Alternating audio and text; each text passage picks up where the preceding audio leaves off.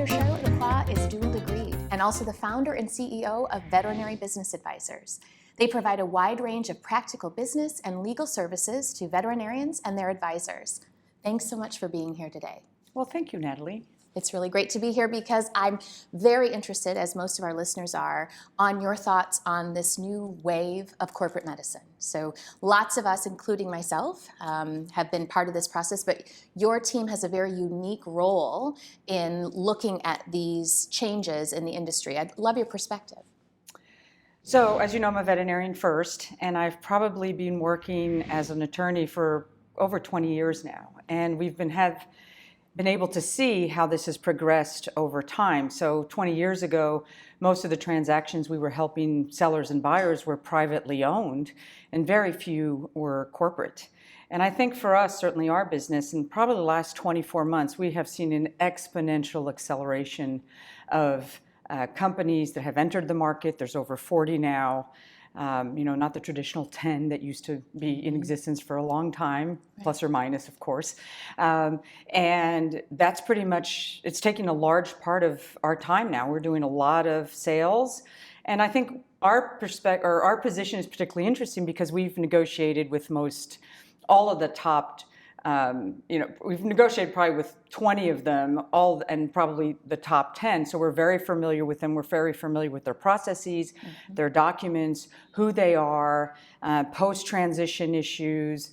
We're on first name basis with their corporate counsel and their transition team, and have really, really good relationships and can help our clients because we can anticipate what they want. We know how to get our clients organized so that there's no surprises for the buyer, because if there's a surprise for the buyer, that's going to prolong the transaction. There may be a reduction in the purchase price, or the buyer may actually walk away, and all for good reasons. And so I think we like to put these deals together. We know where the buyers are. We do due diligence on them and the sellers, and particularly due diligence on them so we can get rid of all the unknowns, if you will.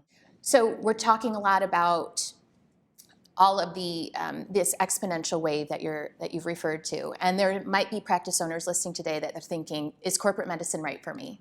So how do you counsel those practice owners that come to you and say, "Am I the right person to sell to corporate, or should I be thinking of a different exit strategy in this industry?" So I think the answer to that question is very specific to the practice and the practice owner, because it's not only the owner that's probably going to be employed by the buyer in the future, but the staff as well. And it also depends whether or not you already have associates that have expressed interest or have not expressed interest. So I think you need to look within your practice and see what's going to work. You also need to ask yourself questions as to what is important to you. The one thing that I can say is that, when you sell, no matter who you sell to, things are going to change. You're no longer going to be in control. And, a private buyer might be more difficult to sell to than a corporate buyer, because a corporate buyer is really not boots on the ground, right? They internalize your accounting, the marketing, they do all the contract negotiations for you. Now, all the common problems you have, like staff not showing up or upset clients, guess what? You get to keep those. But you get that, you don't have anybody there also saying, well, I want to do it this way, because they're buying a cash flow stream. So they're really not going to change anything if you already have a successful practice. I mean, there might be some changes in the workforce. I mean, a bookkeeper usually will not retain their job because that's internalized. Compare that with a private buyer who's an associate who you sell to and you continue to work with. That buyer is now there, boots on the ground, and they may have very different ways of doing things. Sometimes the whole staff changes within 1 or 2 years. So I think that there's a misconception that selling to corporate is more risky than it is to private from the post-transition. I don't necessarily think that that's truly the case when you look at why. That said, it is corporate. There are rules to follow. It's not that family feel necessarily, although I think some corporates try to do that better than others. They have much stronger infrastructure. They're there to support you. Other companies have less infrastructure, but then on the other hand, they're also not micromanaging you either. So it's kind of a give and take. You do need to do your homework. You should be talking to all of them and working with advisors who have a lot of experience in working with the companies and have experiences. So we survey our sellers after they've sold. We survey them 6 months after, a year after, to kind of see how the transition is. And I will say it's all over the board. There are some practices that continue to do very well, and there are some practices that might have lost half of their veterinarians or half their staff. Really problematic transition. And people often ask me to say, well, is there one better corporate than the other? And I actually think that it has more to do with the practice itself than it may be to some of the corporates that you're selling. Not that there aren't some distinguishing factors from one corporate to the other, but I think the transition is really for the seller to be ready to have that leadership in place. Here's the other thing that I've noticed. A selling practice or seller that has already infrastructure and leadership, mid-level leadership in place, tends to do much better than if they were the sole leader and doing everything. Because when they leave, could be a year later, 2, 3, 4 years later, depending on the size of the practice, that leaves a real void. And I think those are the practices that have the greatest vulnerability vis-a-vis what they look like post-transition. So whether we're selling to a private buyer or selling to corporate, for the people out there that are selling, what is the first step that you recommend if we're trying to get all of our ducks in a row and make our practice as attractive as possible to that buyer on the other side?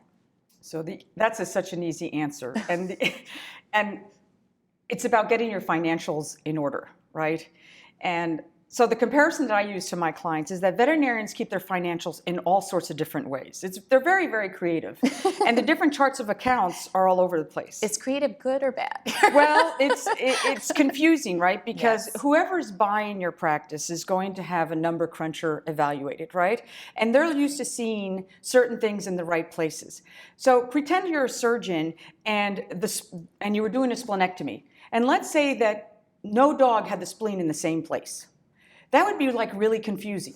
Like one day it's in the abdomen, another day it's in the pulmonary cavity, and another day it's in the ear canal, right? And so when people are looking at your numbers, they are looking for patterns, right? They want to know what the cost of goods sold are, and what do you got in there, right? What do you have in there? Or your staff costs, what's in there? What are some of those personal expenses that you have been, that will need to be adjusted out? So that's the good news. You'll get a credit for that, right? Because the way they do the math is they basically take the gross revenue of your practice, take out all the expenses, and then take that net number and multiply it by a certain multiple, depending on the risk assessment of the continuity of that cash flow.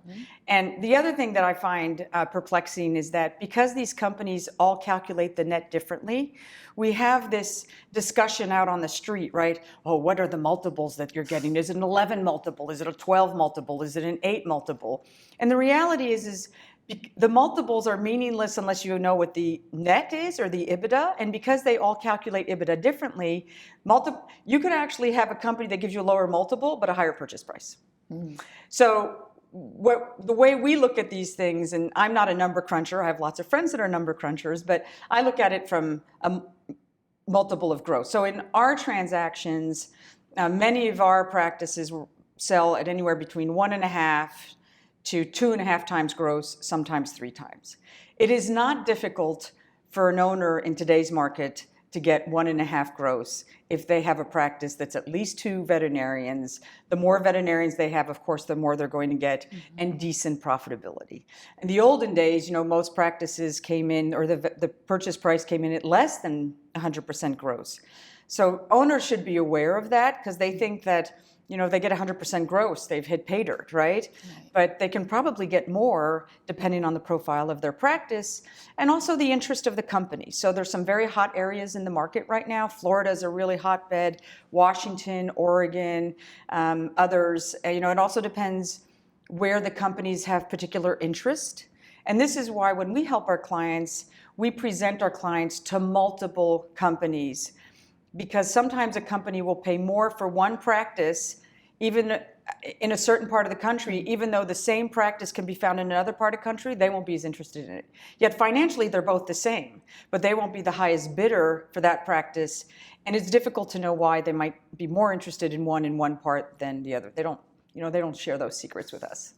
So navigating can be challenging, but working with teams like yours sounds like you can really help streamline that journey and help practices look at lots of different companies and get their financials in order so that you're presenting your best self, correct? Yes, that's our goal. We have a transaction coordinator that helps with that.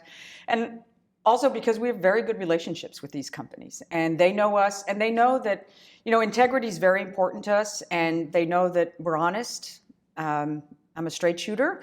And so I think that builds trust, that if we find something, I want to let them know because I know they're going to find out anyway. So why not find out first and see how we can fix a problem? So for example, a common one, which we ask all the time, we ask a seller, are you using somebody else's parking lot to park cars for your clients or your staff? Mm-hmm. That's an important issue, right? Because if you sell a practice and the buyer doesn't know that you're using somebody else's parking lot, or they find out after the fact, they're going to feel deceived, right? They're going to say, oh, well, we didn't know this. This changes the entire deal, as opposed to say, oh, and by the way, this seller uses 6 spaces in the restaurant next door and there is no lease. They're kind of friends. They trade restaurant food for parking spaces, That should be disclosed, up front, so we can work with the issue rather than it surprising someone at the end of the deal. As soon as we sign a letter of intent, 99% of our deals close because we've kind of worked out all those details.